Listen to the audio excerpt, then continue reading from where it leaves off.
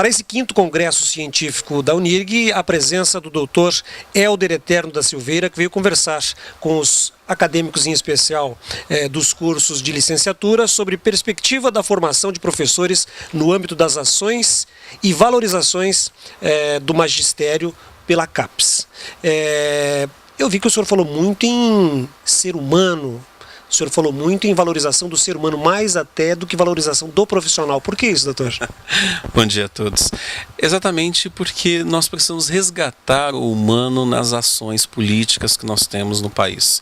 Nós não podemos desenhar nenhuma política pública que coloque esse ser humano à deriva ou às margens desta ação, porque senão ela vai ser só uma ação de destinação de recursos. Ela precisa valorizar esse ser humano. E a docência é uma docência que lida, ou é uma profissão que lida com pessoas, que coloca em evidência as pessoas, e pessoas que têm interesses, pessoas que têm desejos, pessoas que têm vontades e que estão presentes nas escolas de educação básica. É nesse sentido que a gente precisa desenhar políticas públicas pensadas de forma bem organizada para esse grupo, para essas pessoas, com seus diferentes interesses, com as suas diferenças presentes e a sua pluralidade presente na escola. Mas essa política de valorização, ela também precisa existir. Como que ela tem sido trabalhada? Sim, a CAPES ela tem organizado programas de formação de professores em diferentes níveis, desde programas que vai da formação e que dá formação para os profissionais que não têm essa formação, como o Plano Nacional de Formação de Professores, o PARFOR, até programas de valorização de incentivo à docência, como o PIBID, que é o Programa Institucional de Bolsa de Iniciação à Docência. São ações que têm como objetivo levar esses licenciandos dos cursos de graduação em licenciatura das universidades para dentro das escolas, para que essas pessoas deem um outro significado, deem uma outra importância para a prática profissional e para o exercício da docência nas escolas de educação básica pública do país. Como que a CAPES pensa, como que ela trabalha a questão da remuneração dos profissionais da educação?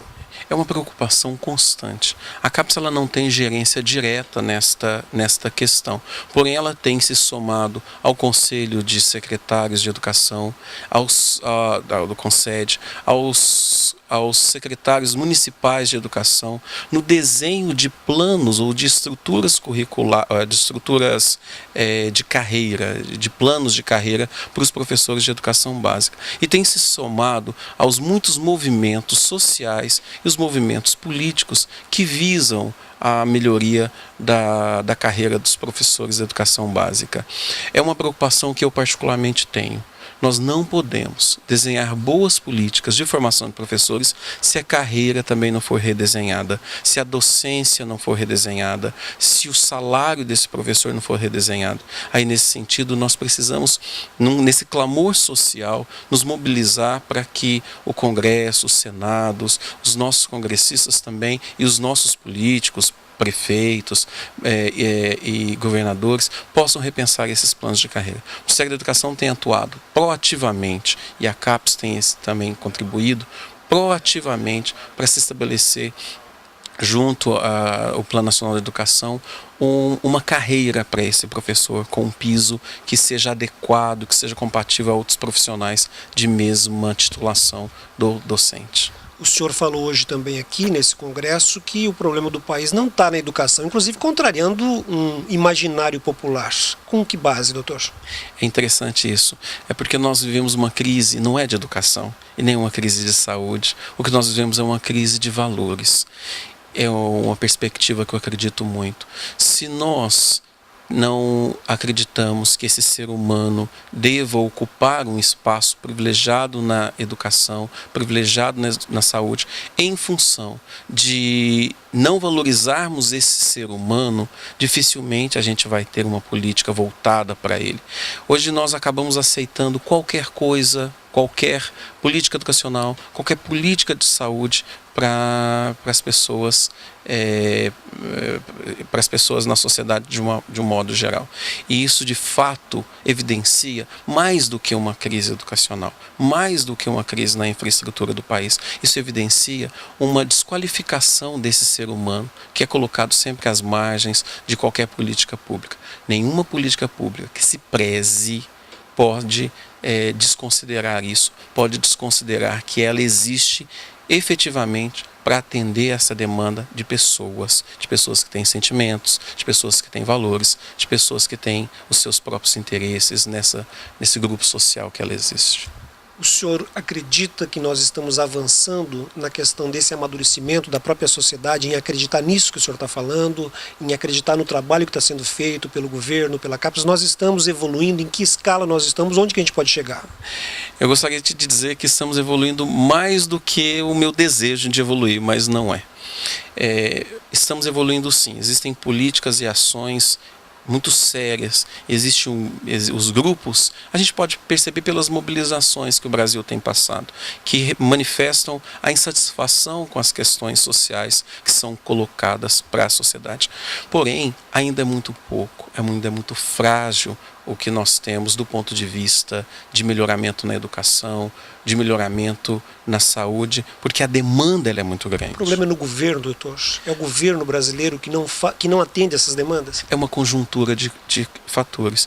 É o governo brasileiro, é a humanidade que está passando por um processo de crise de valores, como eu havia dito, mas também são as nossas questões pessoais, individuais. O individual que acaba ficando... o interesse individual que acaba sendo mais importante que o interesse coletivo, e a gente sempre pensa que as nossas prioridades são maiores que a prioridade de outras pessoas. O senhor falou muito hoje também nesse congresso que é importante o educador fazer uma pequena revolução nele mesmo, é mais ou menos em cima disso que o senhor está falando? Exatamente, é nessa direção que eu estou falando. A educação, ou a revolução na educação, passa por uma revolução de ideias, de concepções, de valores pessoais. E as licenciaturas, e a UNIRG, e a formação de professores não pode ficar alijada disso. Nós precisamos entender que melhorar um processo educativo, que melhorar a formação de professores é também melhorar as nossas representações, o nosso ideário sobre educação, aquilo que a gente acredita que pode ser melhor dentro da escola. Qual, de fato, a contribuição social que nós queremos deixar a partir do processo educativo? Hoje estão na educação, basicamente, quem tem o DNA para a educação, porque profissionalmente há muitas outras carreiras mais atrativas no mercado. Isso é bom ou é ruim na sua avaliação, para finalizarmos? Os dois, é bom e ruim. Se as pessoas têm inclinação para a educação, a gente tem que aproveitar esse potencial. Nós precisamos pegar aquelas outras que também poderiam ter essa inclinação e que acabam indo para outros caminhos, ou desenvolvem outras atividades, outras profissões. Não porque querem, mas às vezes pela carreira, às vezes pelo cenário educacional que é muito frágil. Eu gostaria que as pessoas tivessem na educação um espaço de atuação profissional e vissem na educação um espaço de atuação profissional em que elas se sintam reconhecidas e que ela deixe a sua contribuição social para o melhoramento e para a estruturação de uma identidade social e de uma identidade nacional. Obrigado, professor. Obrigado. Conversamos com o professor Dr. Hélder Eterno da Silveira, dentro do Congresso Científico para a nossa TV UNIRG.